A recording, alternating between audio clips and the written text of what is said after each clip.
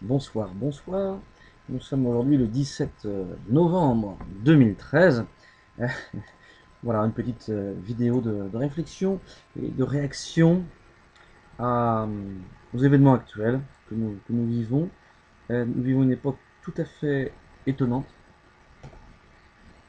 Le dernier événement en date aura été donc l'affaire de Madame Taubira, qui ne semble pas terminée.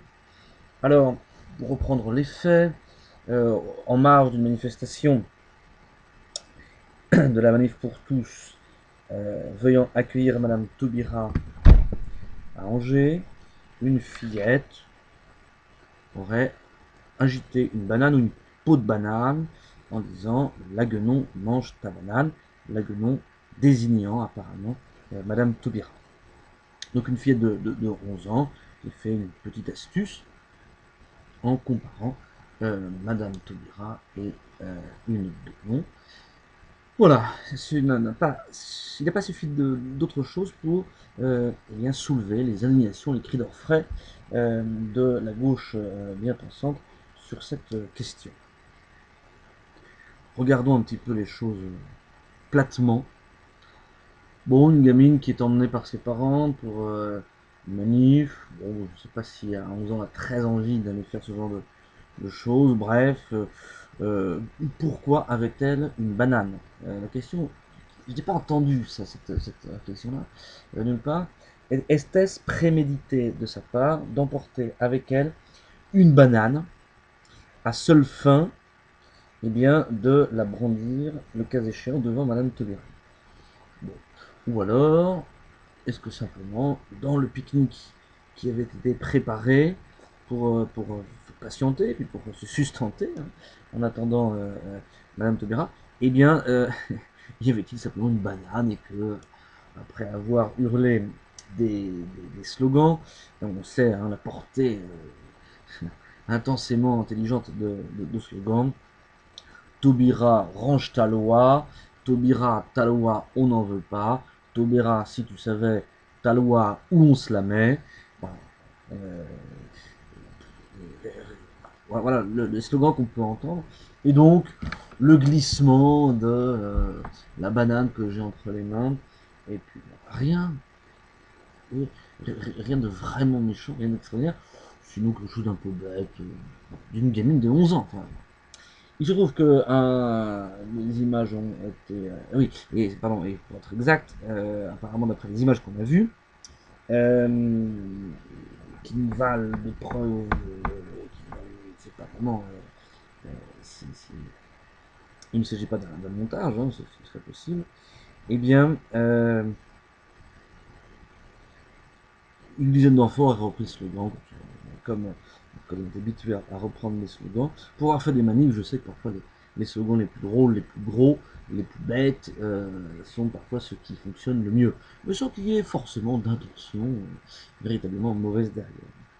Donc ça, c'était apparemment le premier événement, il me semble, suivi après par une du journal, du journal hebdomadaire, je crois, je ne sais pas, Minute, qui avait titré Maligne comme un singe, Madame Taubira, ou Taubira tout court, je ne sais plus, retrouve la banane.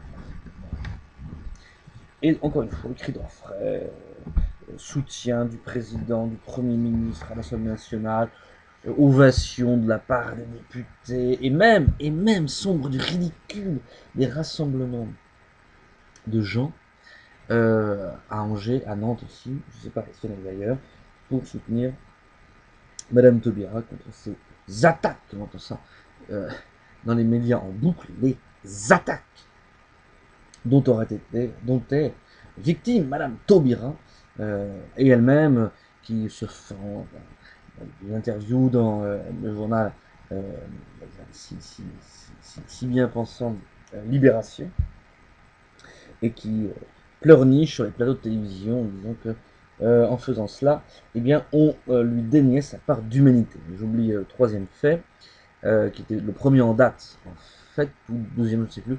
Il s'agissait donc d'une candidate du Front National pour les prochaines élections qui avait relayé sur sa page Facebook un dessin enfin deux photos qui étaient mises en parallèle, où on avait une petite chimpanzé avec habillée en petite fille, avec une fleur dans les cheveux, et une photo d'un Togura en disant sur la première photo, elle a 18 mois, je crois, et puis elle maintenant, voilà. Il y a une espèce de racisme, je dirais, commercial là-dedans, une espèce de racisme qui se veut, ça c'est même pas politique, qui veut provoquer une indignation à bon marché, si, tout simplement. Quand Madame Le Pen dit la France est le pays le moins raciste du monde, une affirmation qui peut paraître gratuite, évidemment, un journaliste lui a malicieusement demandé comment est-ce qu'elle pouvait le vérifier, mais le racisme qui est véritablement la reconnaissance de races différentes, dûment répertoriées et hiérarchisées, concernant la France, ce genre de réflexe est absolument grotesque aujourd'hui.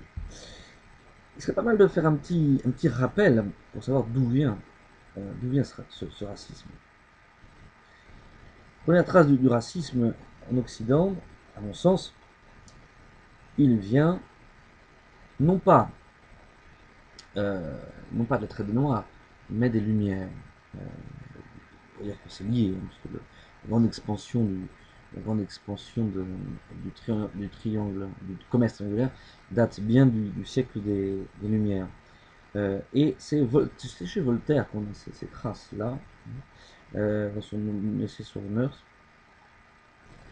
où eh bien, il indique bien que la supériorité des Blancs sur les Noirs vient du fait que les Noirs vendent leurs enfants.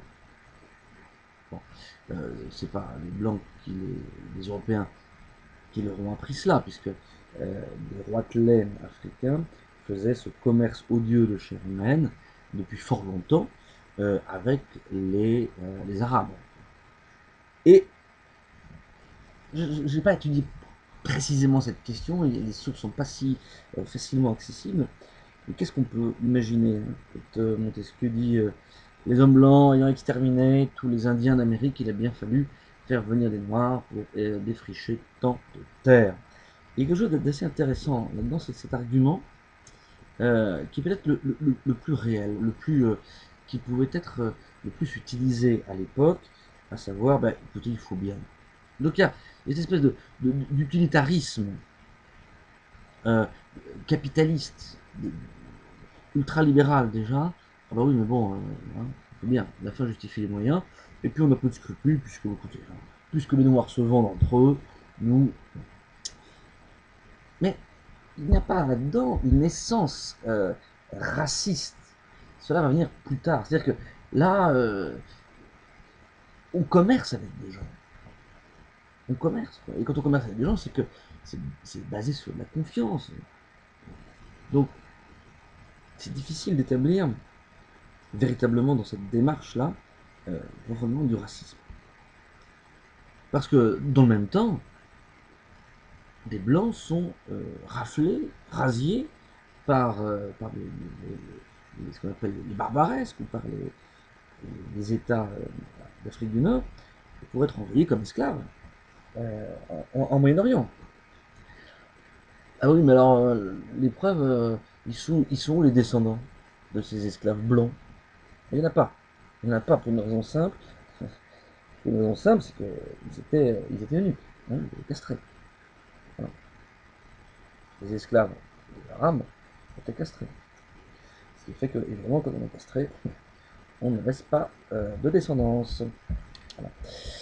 C'est la petite délicatesse des négriers. Alors, il y a des choses assez étonnantes qui, malgré tout, c'est le code noir de Louis XIV qui fait ça, ne pouvant pas intervenir dans le commerce, c'est pas cette prérogative royale, mais tente au nom de sentiments d'humanité, d'organiser un petit peu ce que la monarchie française, bien sûr, le christianisme ne pouvait que désapprouver, hein, pas moins de 7 bulles pontificales pour dénoncer la traite négrière et l'esclavage surtout. Il y a un effroi devant cette traite négrière, c'est évident, c'est cet emballement par rapport à une situation qui progressivement se fait, on doit s'étonner soi-même d'en arriver là, et puis tout ce qui s'ensuit. Mais je maintiens tout de même que c'est le fruit d'une démarche profondément moderne, utilitariste, libérale, capitaliste, raciste, pas raciste encore, pardon, ça va venir, qui permet cela. Raciste dans le sens, dans un sens peut-être. Non, on va pas rentrer. Je pense pas qu'on puisse faire rentrer ça là-dedans. Et puis une fois que c'est lancé, ben, c'est difficile de revenir en arrière. C'est assez difficile. C'est assez difficile, on l'a bien vu, la difficulté euh, que ça a été d'arrêter l'esclavage, le deuxième esclavage moderne nous concernant, parce qu'il a perduré depuis l'Antiquité dans certaines régions du monde, en Chine, très longtemps, euh, et au Moyen-Orient.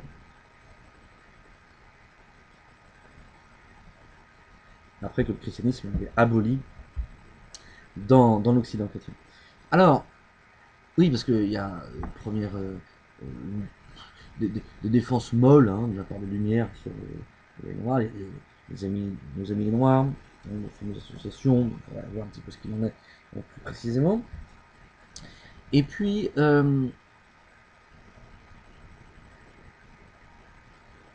où est-ce que je veux en venir Il faut avancer.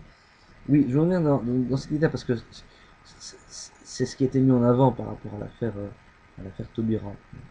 Moi, je m'inscris en faux par rapport à ça, par rapport notamment au racisme. Mais revenons sur la question de l'esclavage encore un instant, en disant qu'il aura fallu donc première abolition 94, 1794, rétablissement par Napoléon, et puis tentative de un peu molle, il faut le reconnaître, hein, sous la Restauration, je dirais de d'aller progressivement, hein, c'est-à-dire que d'abord d'interdire la traite, ce qui allait faire progressivement rendre l'esclavage obsolète. Mais ça, c'est une démarche monarchique, c'est-à-dire qu'on fait les choses dans le temps, sans, sans, sans ces grandes ruptures qui finalement sont souvent marquées d'idéologie, qui érigent un camp des gentils et un camp des méchants. Et ces grandes ruptures-là, souvent, ont plus de mal que de bien. Et ça, c'est important. Et on assiste à une chose étonnante dans cette affaire, c'est le renversement. Ce sont les modernes qui prennent la tête de l'esclavage, de l'esclavagisme. Bon, les Lumières n'en sont pas exempts, hein, puisque Voltaire lui-même était très content de son commerce, quand il disait, mais oui, en faisant cela, eh bien, nous permettons à des nègres d'échapper à la mort dans leur pays. Belle, belle excuse. Mais c'est des arguments qu'on trouve encore aujourd'hui sur d'autres questions. Hein. Ah mais oui, il vaut mieux. Vous savez, la fameuse argument du il vaut mieux. Il vaut mieux. Ah mais oui. Ah, mais oui. Bien sûr, bien sûr. Et donc, hop, on arrive à cela.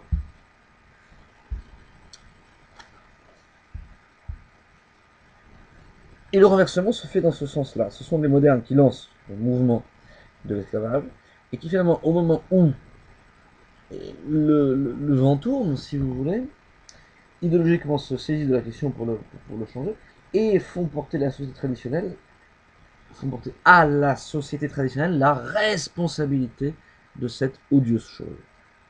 Et ça, il faut bien en avoir conscience de ce phénomène-là, qui est même particulièrement étrange.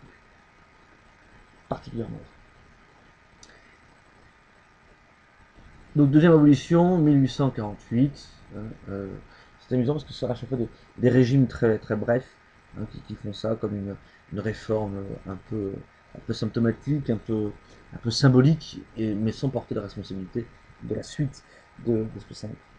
Ce qui est intéressant ici, c'est que l'on voit malgré tout que ces mesures qui semblent modernes, pour le coup, l'abolition de l'esclavage, on est revenu dessus.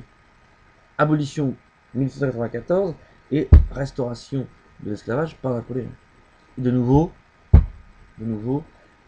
suppression de l'esclavage en 1848, et l'esclavage n'a pas disparu, évidemment, évidemment. Et quand Chateaubriand dit le salaire c'est l'esclavage prolongé, il a tellement raison. C'est-à-dire que, on peut le dire, que la prolétarisation du peuple au cours du 19e, pour servir le capitalisme, et en même temps pour nourrir la pensée marxiste, socialiste et communiste, évidemment, est évidemment une super chose. Une super chose. Euh, les ouvriers, la situation complètement. Et c'est pas le peu d'argent qu'on leur donne pour survivre. C'est quoi la différence? Qu'on leur donne leur subsistance. En leur donnant, eh bien, mon Dieu, de quoi à peine se nourrir, se loger et se vêtir. Ah, la belle affaire. La belle affaire. Ouais, on a tout Zola là-dedans. Voilà, tout Zola. Et puis, qu'on le leur donne directement ou qu'on leur donne par le biais de l'argent, ça ne change pas énormément de choses. Vous voyez, le paysan qui vide sa terre, aux propriétaires, le laboureur, comme on disait sur l'Ancien Régime, ben lui, il n'est esclave de personne.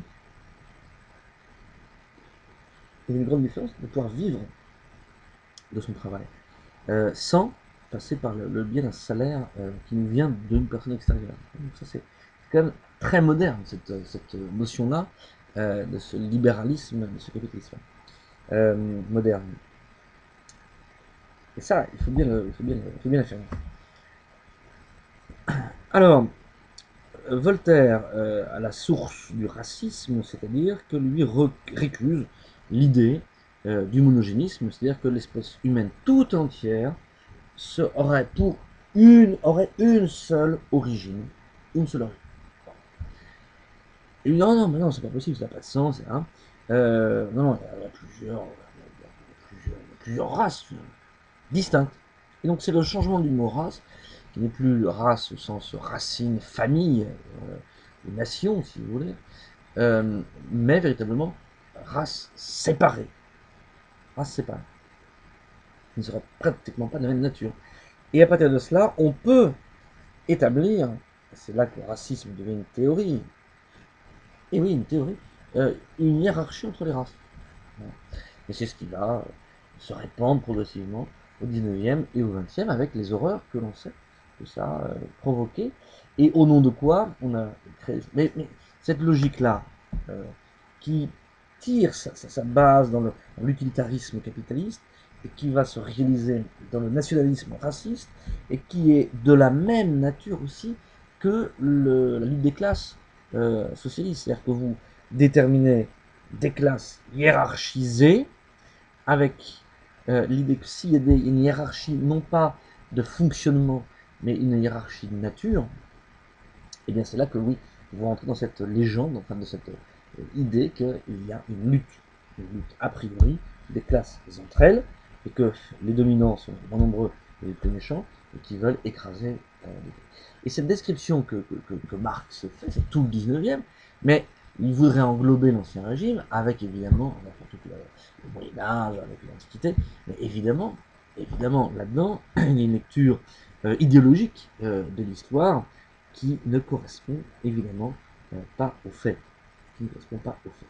Là, on part très loin de Madame Taubira, on pourrait parler encore très très longtemps, mais pour montrer combien toute cette affaire est absolument ridicule. Mais d'un grotesque achevé. Bien sûr, la petite fille avec sa banane ne pensait absolument pas à tout cela. Elle n'avait même pas conscience. Mais bon, c'est une espèce de réflexe stupide.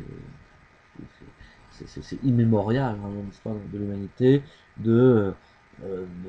d'essayer de désagréer avec quelqu'un qu'on n'aime pas a priori. Madame Taubira pour les opposants à la dénaturation du mariage. Euh, c'est une insulte bête. Mais comme on va traiter un espèce de porc, comme on va traiter je sais pas, un petit malingre de rat, comme on va traiter je sais pas, une femme un peu sotte de cruche ou de perruche, ou je sais quoi. Mais bon, voilà, les zoomorphismes sont innombrables et certains ont ressorti des caricatures de différents hommes politiques en animaux, dont des singes, divers et variés, il n'y a pas de racisme profondément réel là-dedans. En revanche, mais ce qu'on peut dire quand même par rapport à la caricature de Minute, c'est voilà, c'est extraordinaire, c'est vraiment la grosse ficelle, c'est le câble hein, tendu sur le chemin, et tous nos amis socialos là qui se prennent les pieds dedans, mais ils font exprès, c'est pas possible. Et relayé bien sûr par les médias, donc on a entendu les attaques ignobles, on avait pratiquement des hordes d'enfants conditionnés par des... alors au bout de les caricatures, des hordes d'enfants, compagnie jeunesse hitlérienne, conditionnés par des curtons, lançant des tombereaux de bananes sur Madame Taubira qui a failli en être étouffée. Voilà. C'est presque là qu'on est.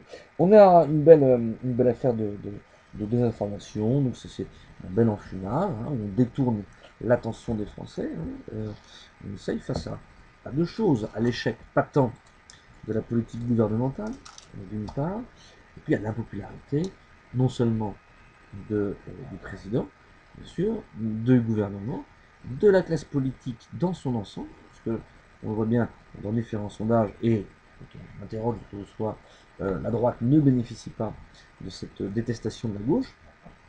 Le Front National, pas beaucoup plus, un peu, mais pas beaucoup plus.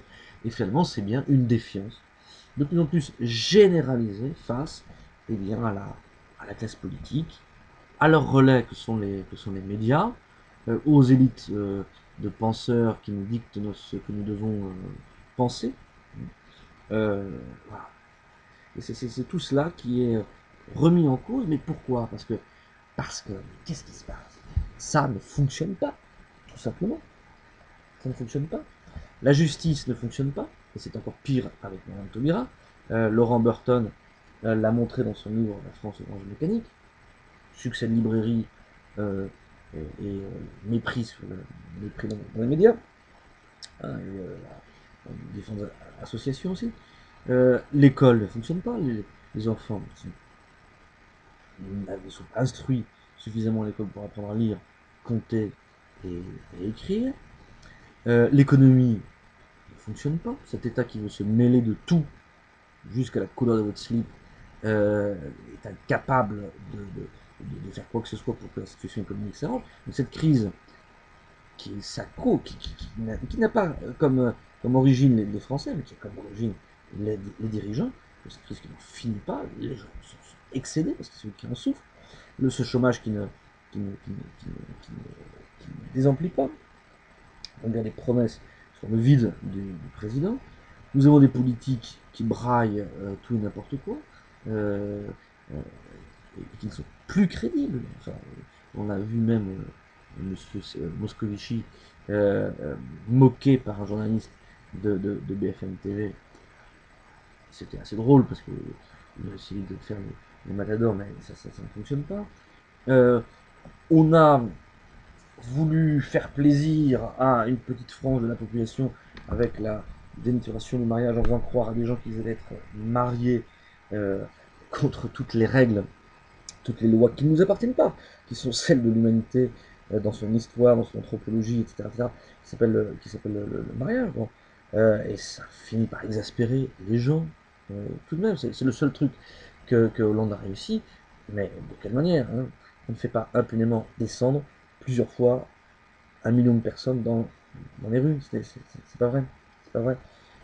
Et ça, à un moment ou à un autre, ce mépris d'une partie importante du peuple, ce pouvoir actuel va le payer.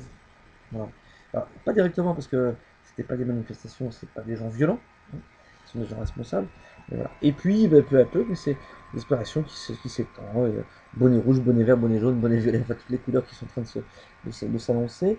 On a une annonce de manifestations assez nombreuses. Hein. Donc ça va commencer. Donc on a eu les manifestations à Quimper contre l'écotaxe. On a maintenant les centres équestres.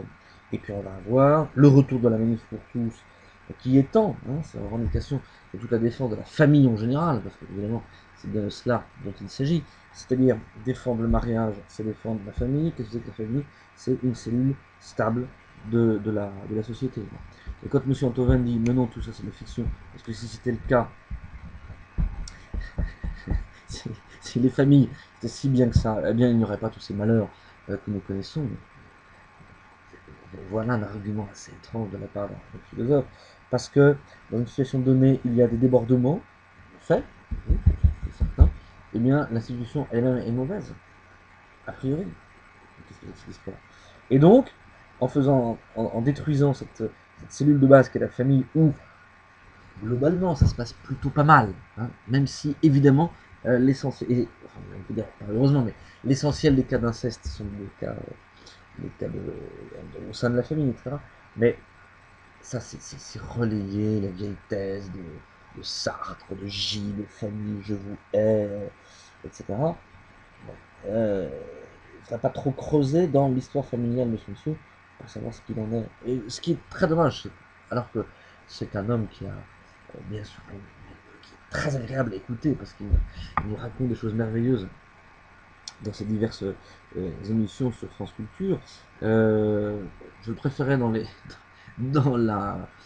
l'émission quotidienne sur France Culture du matin, de philosophie, je ne sais plus comment ça s'appelle déjà, dans le chemin de la connaissance, plutôt que dans le gai savoir, c'est plus partisan et moins agréable. Ce n'est pas le sujet. Tout ça pour dire que nous sommes face à une tentative de manipulation, de désinformation, que nous sommes habitués. Hélas, il y a des gens qui se font prendre encore à ça, comme tous ces pauvres lycéens qui ont manifesté lors de l'expulsion de la famille d'Ibrani. Mais n'oublions pas une chose importante, c'est l'indignation sélective.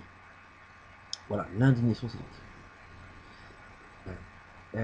C'est difficile de juger ce qui fait que quelqu'un s'indigne ou pas. Des femmes du collectif féministe La Barbe s'indignent de, je sais pas, la sous-représentativité des femmes dans les comités d'entreprise, donc elles font des actions, il faut faire prendre conscience à ça. Moi, je ne suis pas très sensible à ce mouvement. Personnellement, moi, c'est les conséquences, par exemple, de la destruction du mariage qui m'a fait réagir en disant qu'il y avait un péril important pour la pérennité de la société, même si je crois profondément que l'humanité a des capacités d'adaptation inouïes. Et c'est ça qui fait l'intelligence, c'est l'intelligence de notre espèce, où même dans les situations les pires, on arrive à refonder une petite civilisation basée sur des bases saines. Alors, prenons les cas les pires que l'histoire a connus. Bon, plusieurs exemples. Enfin, par exemple, dans les tranchées, cette fraternité entre poilus, dans les heures de bombardement, avec ces belles amitiés et ces rituels de fraternité qui ont pu s'établir parfois, dans certains endroits, pas partout, pas toujours évidemment. C'est aussi, bien sûr, dans les camps de concentration, divers et variés au cours de l'histoire, que ce soit le goulag, le camp nazi ou d'autres, bien sûr, et bien des reconstructions de société. On a eu des mariages à Dachau ou à Auschwitz, on a eu des ordinations sacerdotales où rien ne manquait pour le rituel qui à l'époque était plus soutenu qu'à la nôtre. C'est admirable. On a eu des universités qui se sont rouvertes dans des camps de concentration. Euh, on a, bien sûr, on peut penser aux livres composés par Solzhenitsyn en concentration aussi. Autre exemple, bien sûr, c'est les Français sous la terreur, avec ces sociétés recomposées, ces espèces de salons aristocratiques dans les prisons où voilà, on reprenait ces bonnes vieilles habitudes pour continuer à vivre, de faire de l'esprit, et même si on n'a plus rien, même si on est en prison depuis des semaines et des semaines avec une chemise dans un état épouvantable, et bien malgré tout, on essaye de se tenir bien face à l'adversité. Voilà. C'est ça qui est admirable dans l'humanité, c'est ce qui donne espoir, et que la situation dans laquelle on veut nous plonger n'est pas inéluctable. n'est pas inéluctable. Il y a une coupure de plus en plus grande entre nos dirigeants et nous-mêmes, entre les classes qui sont au pouvoir et nous-mêmes. C'est à nous de reprendre le pouvoir, pas forcément par le biais de la révolution violente, parce que c'est un piège, la révolution violente, et la situation est toujours pire après qu'avant. La situation de la France au sortir de la révolution est pire qu'avant la révolution. Ce qui ne veut pas dire qu'un certain nombre de changements n'étaient pas nécessaires, évidemment. Il faudrait être capable d'en prendre conscience, mais qu'est-ce que nous avons comme moyen réellement pour changer les choses? Je pense que c'est à chacun de faire son devoir, de façon pacifique, mais déterminée, pour reprendre le contrôle de la situation. Il est plus possible. Il y a des gens extraordinaires dans cette société française. Il y a des gens de talent. On l'a vu au moment des. On le voit d'ailleurs, dans la contestation, de l'inventivité, des compétences diverses et variées qui doivent être mises au service du bien commun et en évitant les pièges qui nous sont tendus, la division, euh, la, la violence, euh, et la sectorisation de notre mécontentement. Nous sommes mécontents, non pas sur tel ou tel point, parce que chaque élément, la surtaxation, la surfiscalité est liée, évidemment, à d'autres éléments, est liée à la dénaturation de la société, à la dénaturation du mariage, tout ça c'est un tout.